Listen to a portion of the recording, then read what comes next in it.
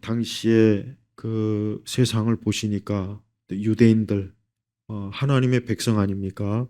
하나님께서 아브라함을 택해서 이제 자기의 백성으로 삼았는데 예수님께서 와서 보시니까 참 너무나 그 영적인 상황이 안 좋은 거예요. 영적인 상황이 안 좋고 안타까운 거예요. 그러니까 예수님 보실 때 당시의 유대인들 또 유대 그 제사장들이나 바리새인들 그다음에 일반 유대인들을 보니까 뭐 보통 꼴이 말이 아닌 거예요. 수많은 사람들이 질병으로 고통받고 여기 또 악령들에 의해서 고통을 받고 그래서 36절에 뭐라고 했습니까? 예수께서 무리를 보시고 그들을 불쌍히 여기셨으니 이는 그들이 마치 목자 없는 양들처럼 고생에 지쳐서 힘이 없었기 때문이다. 이게 바로 당시의 유대인 예수님의 보신 그 시대의 세상의 모습이에요. 근데 저는 이게 과연 그때만 그러겠습니까? 지금도 마찬가지입니다. 지금도 예수님께서 만약에 우리의 교회들이나 지금도 이 세상을 보시면은 어떤 생각을 하시겠습니까? 동일하게 생각하실 거예요. 그래서 예수님께서 궁일한 마음, 불쌍히 여기는 마음 가지시고 하나님 보실 때는 결국 인간은 양들과 같이 연약하고 부족합니다. 여러분 인간은 절대 강한 존재가 못 돼요. 절대 사람은 강한 존재가 못 됩니다. 아무리 사람이 겉으로 어떤 많은 것들을 가지고 있는 것처럼 보이지만 여러분 실제로 인간은 약해요. 정말 약해요. 가만히 따져보면 아무리 돈이 많다고 해서 사람이 근본적인 문제가 해결이 안 됩니다. 아무리 돈이 많다고 병이 다 고쳐집니까? 아무리 돈이 많다고 해서 그의 마음이 정말 조금도 근심도 염려도 없고 고통도 없고 아주 매일매일이 천국 같습니까? 그런 사람이 세상에 어디 있습니까? 최근에 여러분 빌 게이츠가 앱스타인하고 엮인 걸 아주 후회한다고 그랬어요. 앱스타인하고 엮인 걸 아주 후회하고 또 그 일로 인해서 자기가 받은 고통이 굉장히 참 많다. 보세요. 그렇게 돈이 많고 그렇게 좀 전 세계적으로 영향력이 큰 사람도 보십시오. 고통을 받잖아요.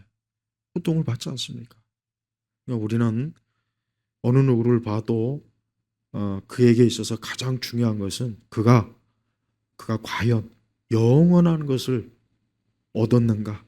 그가 과연 하나님으로 인해서 그가 은혜를 받은 사람인가? 그가 하나님으로 인해서 정말 모든 일에 있어서 자유하고 참 하나님께로부터 사랑을 받는 사람인가? 이걸 봐야 돼요. 사람은 이걸 봐야지 이거를 보지 못하고 다른 외적을 보고 그런다면 심각하게 오류를 저지르는 거예요. 본인도 오류를 저지르는 것이고 다른 사람에 대해서도 오류를 저지르는 거예요. 그래서 우리는 우리 자신에 대해서도 항상 내게 가장 중요하고 내게 소중한 것은 그것은 바로 하나님을 믿는 믿음이다. 이게 가장 귀한 것이다. 이것은 영원한 것이. 이것은 영원한 것이지 그냥 잠깐 그냥 짧게 있다가 끝나는 것이 아니고 영원한 것을 소유한 사람이 그 사람이 결국은 승리자예요. 그 사람이 승리자예요. 이 땅에서 영원한 것을 소유하지 못한 사람은 그는 잠깐이나마 뭐 세상에서 많은 것을 얻었다 해도 언젠가는 이제 언젠가가 아니라 곧 있으면 이제 모든 걸 다 잃게 되는 거예요. 그래서 예수 그리스도를 왜 믿습니까? 그것은 우리에게 하나님께서 예수 그리스도를 통해서 영원한 것을 주시기 위한 거예요. 영원한 것. 근데 그 영원한 것을 모든 사람이 다 받지는 못해요. 아까 우리가 성경 말씀에 오전에도 말씀해 봤지만 그러한 것은 철저하게 하나님의 은사예요. 은사. 선물이란 말이에요. 그러니 우리는 한편으로 생각할 때 야, 내가 만약에 이 선물을 받지 못했다면 야, 이거는 내가 불가항력적인 일인데 내가 달라고 해서 선물을 얻을 수 있다면 또 다른 문제지만 이건 뭐 내가 달라고 할 문제고 그럴 상황이 아니거든요. 근데 하나님께서 이렇게 하나님께서 만세 즉 이 세상을 창조하기 전부터 하나님이 딱 택해서 하나님께서 영생과 구원의 은혜를 선물로 은혜로 주셨다는 거, 이건 말로 다 할 수 없는 거. 이것은 참, 이것을 진짜 안다면 여러분, 이 땅에 모든 걸 가진 사람도 그가 만약에 이 하나님의 영원한 이 선물을 그가 만약에 알고서 내 모든 걸 다 걸고서라도 내가 이것을 얻을 수 있다면은 그 사람은 그렇게 할 거예요. 분명히 그렇게 할 겁니다. 이 가치를 아는 사람은 분명히 그럴 겁니다. 틀림없습니다. 길바닥에 나 앉아 거지가 돼도 나는 하나님께부터 이 영원한 것을 얻을 수가 있다면 내 모든 걸 그냥 다 팔아서라도 나는 이걸 얻겠다. 그럴 사람이 있어요. 분명히 있다. 그걸 안다면. 그러나 그들은 그런 가치를 모르니까 이와 같은 이 하나님의 선물과 은혜에 대해서도 참 알지도 못하고 이런 거에 관심도 갖지 않습니다. 우리 예수님께서는 이러한 사람들의 그런 영적인 무지함과 눈먼과 어리석음을 오늘 말씀해 보니까 불쌍히 여긴 거예요. 불쌍히 여긴 거예요. 무리들을 보시고 불쌍히 여기고 그들이 마치 목자 없는 양들처럼 고생에 지쳐서 힘이 없었기 때문이다. 그렇습니다. 사람은 이렇게 목자 없는 인생을 살면은 고생하고 힘들고 지친 거예요. 여기서 목자는 누구를 말하겠습니까? 양을 치는 목자는 양을 돌보는 사람이야. 양을 돌봐서 양이 참 편안하고 안전하게 그가 양이 거할 수 있도록 해주는 게 이 목자가 하는 일이에요. 근데 이 목자가 없는 양은 어떻게 되겠습니까? 언젠가 한번 어떤 유튜브에 보니까 어떤 양이 이게 이제 어떻게 하다가 길을 잃은 거예요.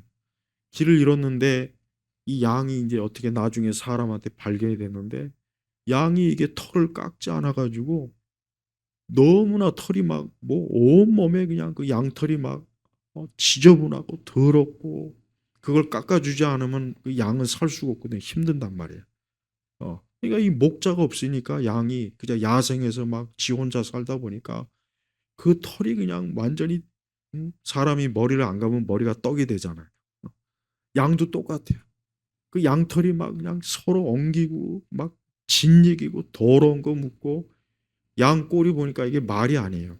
근데 이게 이제 사람한테 어떻게 다시 이렇게 발견이 돼서 그 양털을 깎아가니까 양이 얼마나 예쁘고 그냥 그 양도 그냥 그 털을 깎으니까 양이 막 시원하니까 막 펄쩍펄쩍 뛰고 좋아하더라고요. 같아요. 사람도요. 예수님 안 믿고 살면은 그 사람이 돈도 많이 벌고 뭐 좋은 집에서 살고 뭐 자기가 마음껏 인생을 즐겨도 사실은 뭐냐? 고생하고 지치는 겁니다. 그 자신이 알고 있어요. 그래서 절대 예수 믿는 사람은 내게 있어서 가장 중요한 것은 나를 내 삶, 나를 주관해 주시는 목자가 있다. 그분이 누굽니까? 예수님이에요. 그래서 사람은 예수님이 목자가 되는 사람이 있고 목자가 없이 그냥 이 세상을 떠도는 거예요. 그냥 떠도는 거예요. 그냥 자기 인생을 사는 거예요. 그냥 방치된 거예요. 방치된 거. 그러다 끝나는 인생이 있어요. 우리 예수님의 눈으로 볼 때는 모든 사람은 다 이렇게 목자 대신 예수님의 돌봄을 받고 사는 사람이 있고 아예 그냥 목자가 없이 그냥 인생을 떠도는 거예요. 떠도. 그래서 그저 이 세상 것만 알고 살지 영원한 걸 알지 못하면서 인생을 보내는 그런 불쌍한 사람들이 있다는 게 우리가 꼭 알아야 돼요. 자, 마태복음 10장에 우리가 들어서면 여러분도 계속 이제 말씀을 들으셨겠지만 봐요. 예수님은 그냥 여러 마태복음 9장이요. 9장. 여러 가시는 곳마다 예수님께서 질병을 고치고 또 사람이 감당할 수 없는 그 많은 것들을 예수님이 감당해 주셔 갖고 그 사람을 자유롭게 그 사람을 새롭게 온전하게 하시는 그런 일들을 계속해서 그런 역사하심을 지금 보여주고 있습니다. 27절에 보니까 예수께서 거기서 떠나가실 때 이제 예수님께서 그 소녀, 관리의 딸 소녀를 고치시고 난 다음에 27절에 보니까 예수께서 거기서 떠나가실 때 두 맹인이 그분을 따라가면서 부르짖어 말하였다. 두 맹인. 그러니까 이 두 맹인은 말 그대로 앞을 보지 못하는 사람들. 앞을 보지 못하는 사람이에요. 그러니까 앞을 보지 못하니까 얼마나 참 고통을 받고 살기가 힘들고 어려웠겠습니까? 근데 이 사람들이 뭐라고 하냐? 그분을 따라가면서 부르짖어 말하였다. 다윗의 자손이시여 우리를 불쌍히 여기소서. 다윗의 자손이여 우리를 불쌍히 여기소서. 이 다윗의 자손이라는 게 뭘 얘기하겠습니까? 그냥 다윗의 묵장보 아들을 얘기하는 그게 아니라 메시아의 메시아라는 거예요. 유대인들은 메시아가 다윗의 후손이라는 것은 상식적으로 다 알고 있어요. 그러니까 이 두 맹인이 예수님을 그냥 랍비여 이렇게 부른 것도 아니고 그냥 뭐 선생님이여 이렇게 부른 것도 아니고 아주 귀중한 다윗의 자손이니요. 그러니까 뭐냐? 하나님께서 보내신 메시아요. 이 뜻이에요. 하나님께서 보내신 메시아요. 이건 신앙 고백이에요. 그래서 이 두 맹인은요. 물론 자신들이 여기 분명히 불쌍히 여겨달라고 한 이 자체가 뭐냐? 자기들이 맹인이니까 앞을 보지 못하니까 메시아 되시는 예수님께서 우리를 좀 불쌍히 여겨달라고 긍휼히 여겨달라고 이렇게 간청을 하는 겁니다. 예수께서 집으로 들어가시니 그 맹인들이 그분께 다가오거늘 예수께서 그들에게 말씀하시기를 너희는 내가 이 일을 할 수 있다고 믿느냐 하시니 그들이 그분께 대답하였다. 예 주님, 예 주님, 예 주님. 이건 뭡니까? 아까 오전에 설교했죠.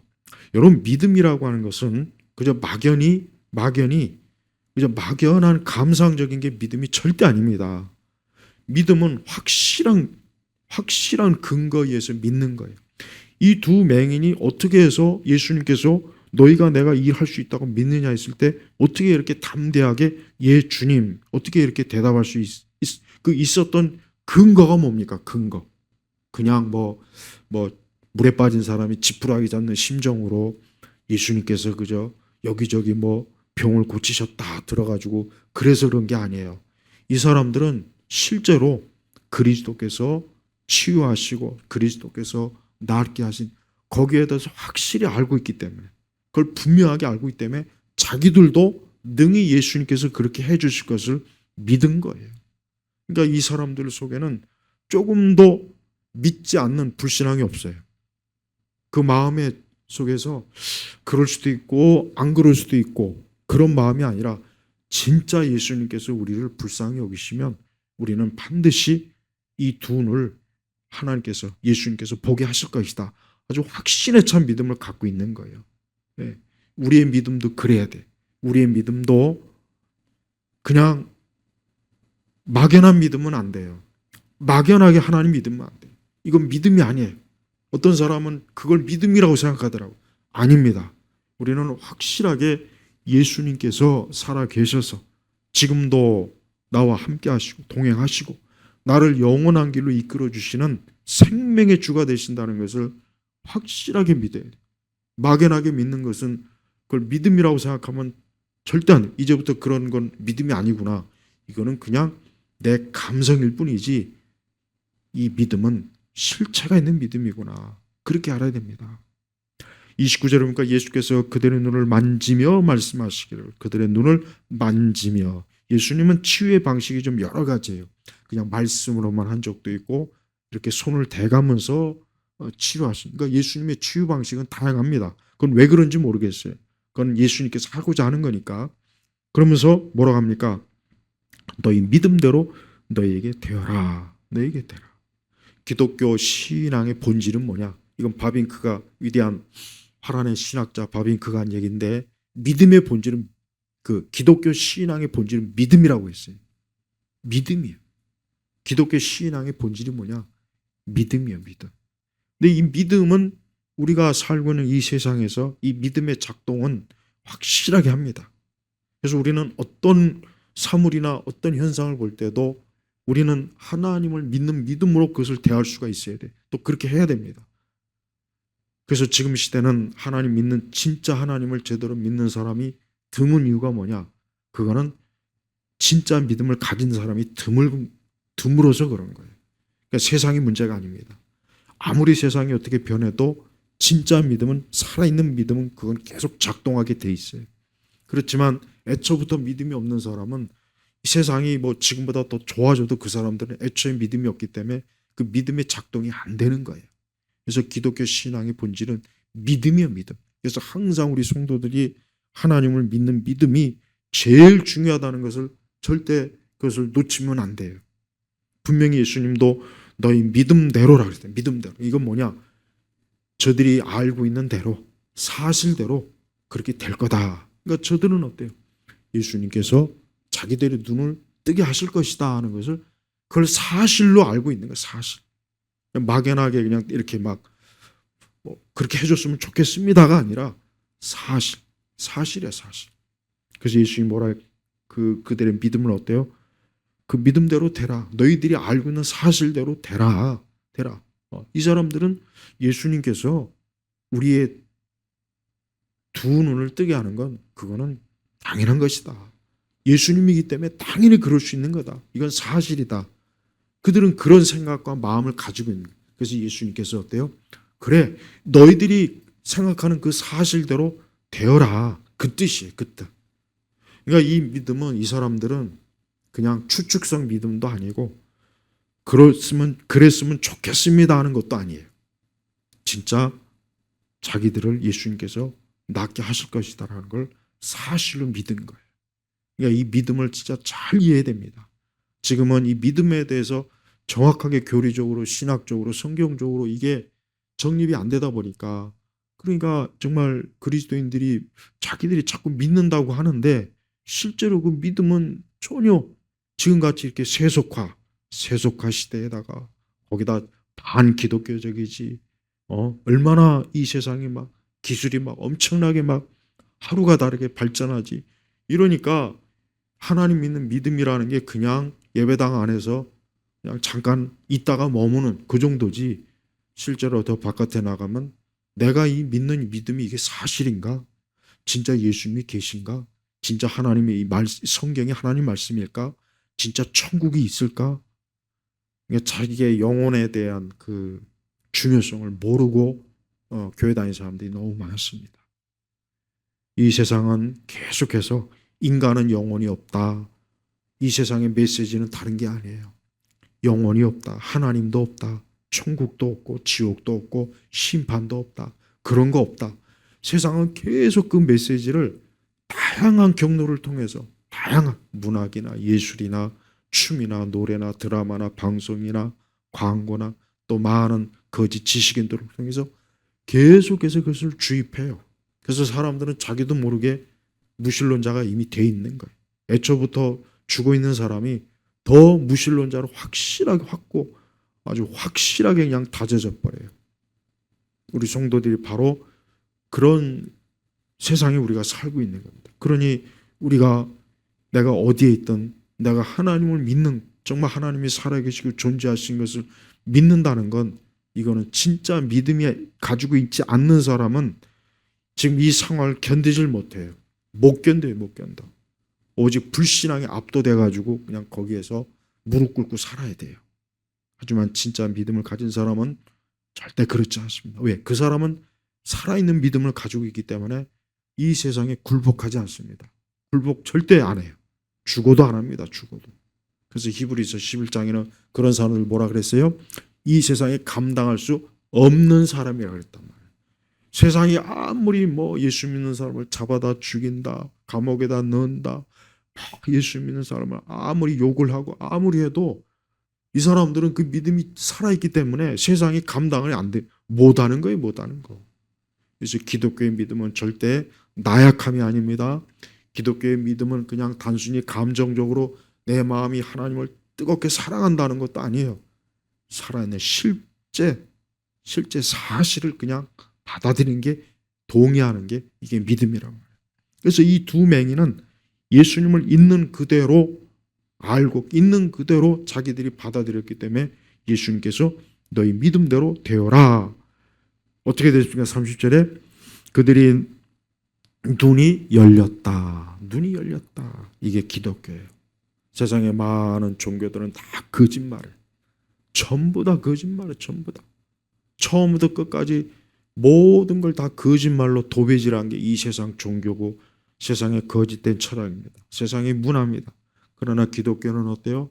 실제 역사하는 사실대로 드러나는 게 이 기독교란 말이에요. 그래서 그들의 눈이 열렸다.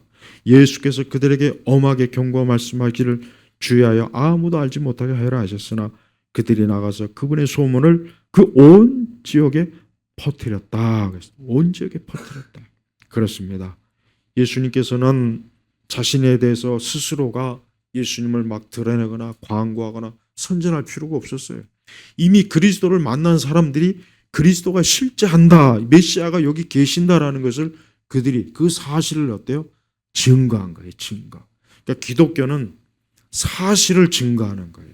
이게 중요합니다. 우리가 전도를 하거나 우리가 기독교에서 얘기할 때 우리 스스로가 나는 실제 사실을 얘기하는 거야 라고 그렇게 우리가 전해야지, 우리 자신부터가 이 부분에 대해서 명확하지 않으면서 전하면 듣는 사람이 벌써 알아요. 아, 이 사람은 자기도 안 믿는 걸 나한테 지금 전하는구나.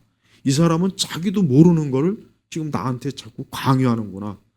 그 사람들의 입장에서는 웃기는 거예요. 야, 너나 잘 믿어라. 당신이나 먼저 잘 믿고 우리한테 와서 얘기해라. 그렇게밖에 안 되는 거예요. 왜 많은 전도나 복음이 막히느냐? 물론 세상이 여러 가지로 참 더 세속화되고 뭐 그런 이유도 있겠지만, 복음을 전하고 말씀을 전하는 사람들이, 하나님의 진리를 전하는 사람이 진짜 자기가 사실을 전하지, 자기가 확실하게 사실로 믿고 전하지 않으니까 듣는 입장에서도 그것을 시큰둥하는 거예요. 반응이. 근데 이 사람들은 어떤 사람이에요?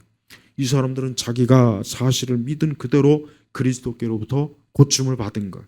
그래서 이 사람들은요, 어딜 가서 누구 앞에 가, 어떤 누구 앞에 가서도 예수 그리스도가 그분이 살아계신 분이고 그분의 능력이 지금도 역사하시는 분이고 그분을 찾고 그분과 함께하는 사람은 그로부터 은혜를 받을 것이다라는 것을 이 두 고침을 받은 이 사람은 확실하게 얘기할 수 있는 거예요. 기독교는 바로 이거예요. 이겁니다. 이거. 뜬금없는 이상한 능력을 사로잡는, 이상한 능력, 그 말 같지 않은 그 허망한 능력, 아주 그냥 은사주의가 퍼뜨린 그 거짓된 능력, 황당한 능력, 온통 거짓말로, 맨날 뭐 천사를 본다는 도, 뭘 본다는 도, 무슨 하나님의 능력이 자기에게 임했다는 도, 아주 지긋지긋한 그 아주 이단들이 아주 교회를, 기독교를 더럽혔어요. 그러니까 이 세상도 그런 기독교를 싫어하잖아요. 우리는 교회가 좀 더 하나님의 진리의 사실을 전하는 일에 우리가 집중해야지, 허황된 것을 자꾸 전해서 세상 사람들이 우리를 이상하게 보게 하면 안 되는 거예요. 32절에 보니까 그들이 떠나간 후에 마침 사람들이 악령 들린 벙어리 한 사람을 그분께 데려왔으며 악령이 쫓겨나고 그 벙어리가 말을 하니, 그러니까 여기서 알 수 있는 것은 이 벙어리가 사람이 여러 요인에 의해서 벙어리가 될 수가 있어요. 뭐 세균 간염이나 뭐 어릴 때. 근데 이 이 벙어리는 악령 때문에 벙어리가 된 거예요. 악령 때문에 벙어리가. 그러니까 악령이 쫓겨나니까 어때요? 그 벙어리가 말을 하니, 그랬다. 말을 하니. 그러니까 사람이 어떤 신체적인 질병이나 고통이나 어려움이 어떤 의학적 몸의 어떤 면역이나 세균이나 뭐 이런 것 때문에도 발생할 수 있지만, 한편 여기서 말씀의 근거에서 보면 뭐 때문에요? 악령 때문에 될 수도 있다는 거 알아야 돼요. 그러니까 악령이, 이 악한 영이 사람을 어때요? 어떤 질병도 들리게 할 수 있고 벙어리가 될 수도 하고 눈이 멀게도 할 수 있고 사람의 몸을 부실하게 만드는 요인도 될 수 있는 거예요. 분명히 그런 요소가 있다는 거예요. 그래서 분명히 여기 있는 이 벙어리는 다른 어떤 의학적인 이유가 아니라 이 악령 때문에 벙어리가 된 거예요. 그래서 예수님께서 악령을 쫓아내니까 악령이 쫓겨났어요. 그렇습니다. 악한 영은 절대 예수님 앞에 설 수가 없어요. 악한 영은 절대 그리스도를 이길 수 없습니다. 악한 영은 예수님 앞에 그 권세가 어때요? 무너져요. 그래서 이 세상의 이 악령들은 이 세상의 악령들, 이 악령을 숭배하는 자들이 있어요. 악령을 숭배. 그래서 지금도 여러분 전 세계에서 아이들이 실종이 많이 돼요. 진짜 여러분 인신제사가 있어요. 여러분 성경에 보면은 구약에 인신제사 하지 말라 그랬죠. 몰렉 아이를 갖다 바치는 거 이것들이 자기 자식을 갖다 몰렉 신에게 갖다 바치는 거예요. 그래서 그 몰렉 신 앞에 신상 앞에 큰 불을 이렇게 지펴놓고 아이들을 거기다 던져버리는 거예요. 그게 제사예요, 제사. 근데 지금도 이런 인신제사를 지금도 하고 있어요. 하고 있단 말이에요. 분명히 하고 있어요. 이 기록이 있어요. 그래서 지금도 이런 인신제사를 하는 그런 인간들이 누구냐? 이 땅의 자칭 엘리트. 그래서 여러분 실제로 프리메이슨이나 예수회나 일루미나티 이런 인간들은 그들 상층부들은 별도로 자기들이 모여가지고 인신제사를 하고 그 리처드 닉슨도 그런 고백을 했어요. 아주 끔찍하고 더럽고 지저분하다고. 그런 사람들이 실제로 저진 일을 보면은 아이들을 인신매매하고 아이들을 나중에 그 아이들을 잡아다가 그 아이들을 고기를 먹고 식인 그 짓도 하고 아이들의 몸을 조각조각 내가지고 여러분 그런 짓을 이런 얘기를 하면은 100%다 이것도 어디서 음모론 절대 안 그래요. 그 실제로 기록이 다 있단 말이에요. 그 증언도 있어요.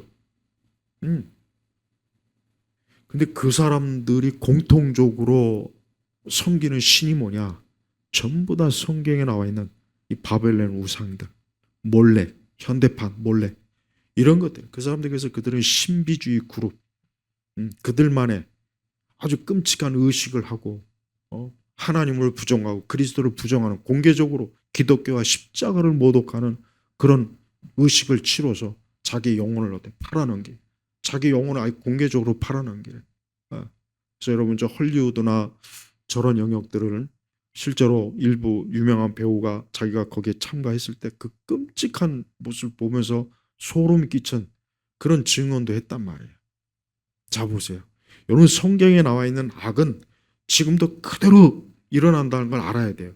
야 이게 뭐 성경 옛날이나 그렇게 지금같이 이렇게 문명이 발달하고 기술이 발달하고 AI가 이렇게 요즘 같은 세상에 무슨 피를 마시고 식욕을 하고 어린아이들을 인신매매하고 야 그런 게 어딨냐. 그게 속은 거예요. 그러니까 그게 자기가 속는 거란 말이에요. 그게 속은 거란 말이에요.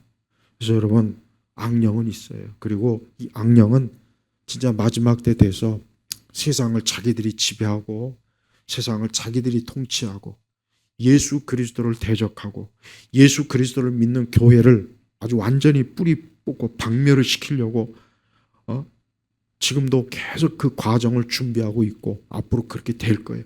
계시록 얘기가 바로 그 얘기란 말이에요. 그 얘기란 말이에요. 계시록 얘기조차도 계시록 말씀조차도 음모론으로 얘기하겠어요. 그러니까 교회들이 시대의 표적을 알아야 돼요. 그러니까 지금 시대가 됐으면 지금 시대에 맞게 이 사단이 마귀가 악령이 어떻게 교회와 세상에 역사하는지를 알아야 되는데 맨날 수백 년 전 고리타분한 맨날 지난 얘기만 주구장창 하고 있으니 그러니 그거 어떻게 합니까? 난 그래서 참 답답해요. 왜 그런 거를 얘기 안 할까? 응? 그러니까 지금 우리 그리스도인들이 명확하게 알아야 할 것은 우리가 살고 있는 이 세상은 어둠의 세력들이 지금 설계하고 있고 저들은 자기들이 스스로 자기 능력과 지혜로 한다고는 하지만 성경 말씀대로 하늘에 계신 분이 비웃어요. 그래 너희들이 너희 능력대로 한다고 하지 그러나 이 모든 것들은 내 주권하에 된다는 것을 예수님께서 결국 마지막 심판의 주로 이 땅의 모든 그런 악의 세력을 어때요? 다 무너뜨리잖아요. 자 보십시오. 그러니까 우리가 세상에 어떤 제가 그 일루미나티 카드가 있어요. 420장. 근데 그 카드 보면은 진짜로 실제로 다 일어나요. 뭐 심슨도 그렇죠. 근데 어떤 사람은 이제 그게도 딴 얘기가 있어요. 근데 제가 이제 하고 싶은 얘기는 뭐냐면 이 세상을 움직이는 배후에서 이 자들은 미리미리 경고를 해줘요. 그러니까 알려준단 말이에요. 네. 그 기법이 있어요. 근데 그 왜 그런지 아십니까? 우리 역시 하나님 못지않게 세상을 우리가 계획하고 지배한다는 것을 그런 엘리트 의식을 보여주려고 하는 거예요. 그래서 사람들을 대중으로 통제하려고 하는 거예요. 그러니까 우리가 하나님을 전지전능하시다 그러잖아요. 똑같아요. 마귀도 나도 전지전능해. 하나님만 전지전능한 게 아니라 나도 전지전능한 거야. 그래서 그 어떤 영화나 소설이나 드라마나 이런 데 보면은 앞에 무슨 일이 되어질 걸 꼭 집어넣어요. 집어넣는단 말입니다.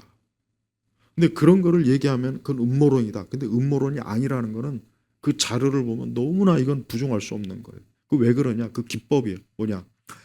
그 그룹들은 무슨 짓을 하냐면 우리가 세상을 지배한다는 걸 공개적으로 보여주는 거예요. 그래서 사람들로 하여금 나중에 점점 그 그룹 앞에서 저들이야말로 우리가 하나님보다는 저들이야말로 신이 아니냐. 그래서 마지막 적그리스도가 어떻게 합니까? 세상의 모든 것들을 자기가 다 주관한다는 것을 만천하에 보여주잖아요. 그거를 지금 미리미리 준비하고 그런 것들을 이 대중들한테 세뇌시키는 거란 말이에요. 그래서 여러분 앞으로 세상에 보십시오. 이제 앞으로 더 시간이 가면 갈수록 온 세상의 사람들은 이상해질 거예요. 점점 더 뭔가 모르고 뭔가 모르게 어느 하나의 방향으로 모든 국가와 민족과 종족들이 하나의 방향으로 휩쓸립니다. 근데 그때 우리 그리스도인들이 조심해야 돼. 그때 우리 그리스도인들이 하나님 말씀으로 깨어있지 않으면 그리스도인들조차도 그런 데 휩쓸리는 거예요. 지금도 마찬가지예요. 지금도 그렇습니다. 지금도 여러분 보십시오. 지난번에 여러분 그 넷플릭스의 캐데몬 보세요. 그 애니메이션 한 편 가지고 전 세계에 있는 젊은 애들이 막 난리를 쳤잖아요. 그럼 앞으로 또 다른 뭔가를 계속 확실히 이 케이팝은 제가 볼 때는 이 케이팝은 확실히 이 세상의 젊은 아이들의 마음을 하나로 다 세뇌시키고 통제하는 그 역할을 아주 톡톡히 잘 해내고 있어요. 잘 해내고 있습니다. 그래서 우리가 이 땅의 앞으로 흐름을 보면은 이 악령의 역사가 더 노골적으로 뚜렷하게 나타날 거예요. 이제 그게 더 명확하게 나타날 거예요. 그래서 우리는 이런 부분에 있어서 그리스도인들이 깨어 있어야 돼요.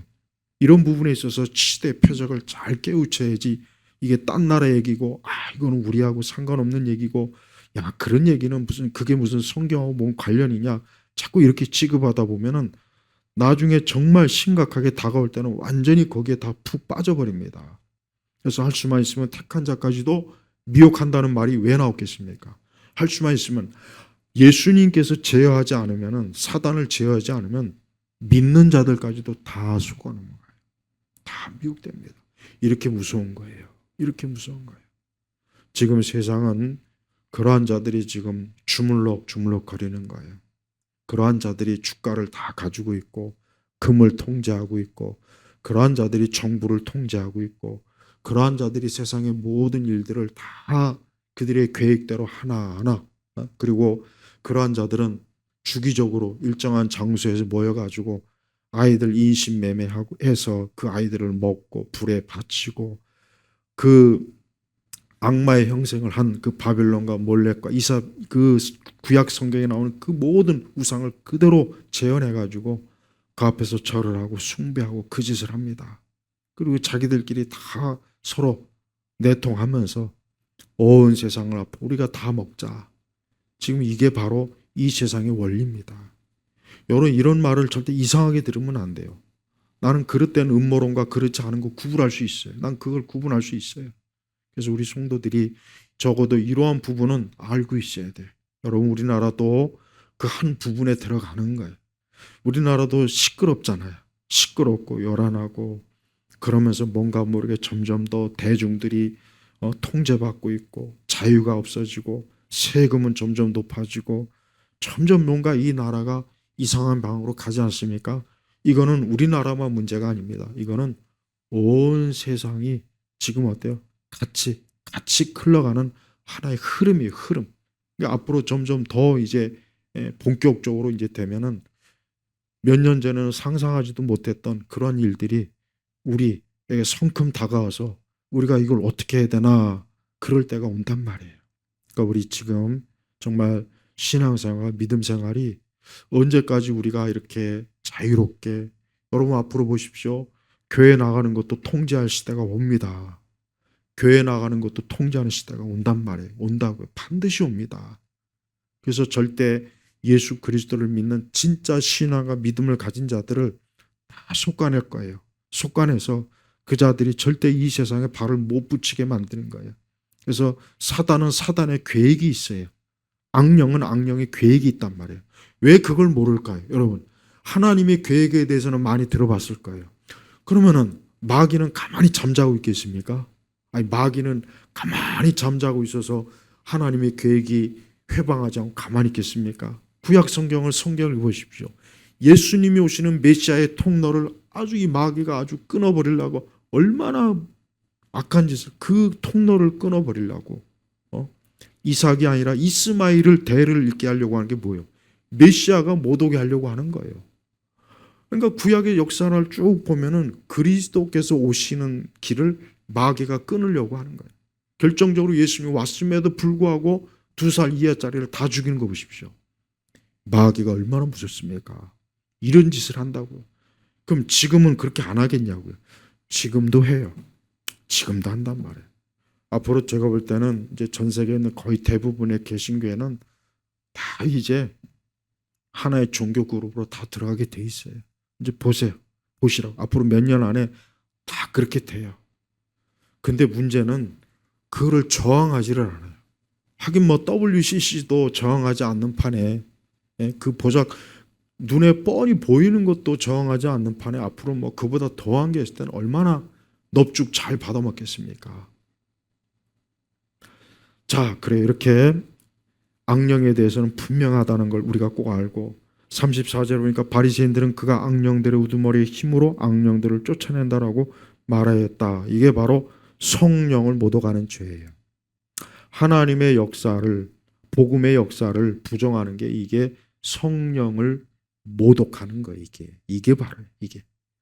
예수님께서 지금 복음의 일을 하는 것이지 예수님께서 지금 복음의 일인 다른 일을 하는 게 아니지 않습니까? 근데 이 자들이 뭐라 했습니까? 그가 악령들의 우두머리의 힘으로 악령들을 쫓아낸다 그랬다. 이게 말도 안 되는 얘기를 하는 거예요. 예수님을 악령의 우두머리라고 뒤집어 씌우는 거예요. 예수님은 선한 일, 복음의 일, 하나의 나라의 일을 하는데 이 자들은 그걸 악령의 일이라고. 이게 바로 뭡니까? 성령을 모독하는 거예요. 이 성령을 모독하는 죄는 다른 게 아닙니다. 복음을 회방하는 거예요. 고의적으로 회방하는, 알면서도 계속 고의적으로 회방하는 게 성령을 모독하는 거라고요. 하지만 예수님께서는 35절에 가니까 모든 성읍들과 마을들을 다니시면서 그들의 회당들에서 가르치시고 그 나라의 복음을 선포하시며 모든 병과 모든 약한 것을 고치셨다. 이게 바로 뭡니까?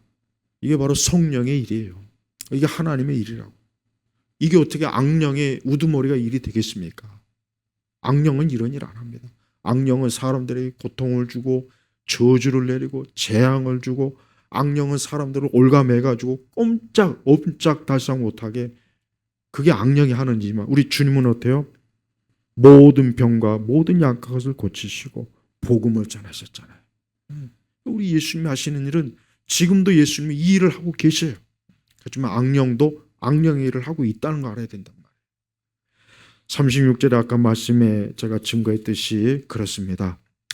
37절에 보니까 뭐라고 했습니까? 그때 예수께서 자신의 제자들에게 말씀하시기를 추수할 것은 많으나 일꾼이 적으니 그러므로 추수하는 주인에게 그의 추수할 일꾼들을 보내달라고 간청하여라 라고 하였다 그랬습니다. 참 안타까워요. 예수님께서 왜 이런 말씀하셨겠습니까? 그래요. 수많은 영혼이 병들고 시들고 사망에 빠진 영혼들이 그렇게 많습니다. 여러분, 앞으로 아마 10년이나 20년 뒤에는 이제 더 이상 목회자가 양성이 안 돼요. 이제 안 돼. 지금 우리나라 신학대학, 신학교도 인원이 팍 줄었어요. 정원도 줄고, 이제 앞으로 한 5년, 10년 뒤에 이제 웬만한 목회자들이 다 이제 은퇴하게 돼버리면은 이제는 정상적으로, 뭐 지금도 문제가 많이 있지만 이 정도도 유지 못해요. 교회가. 말씀을 가르치는 사역자가 양성이 안 돼요. 지금 그 상태예요.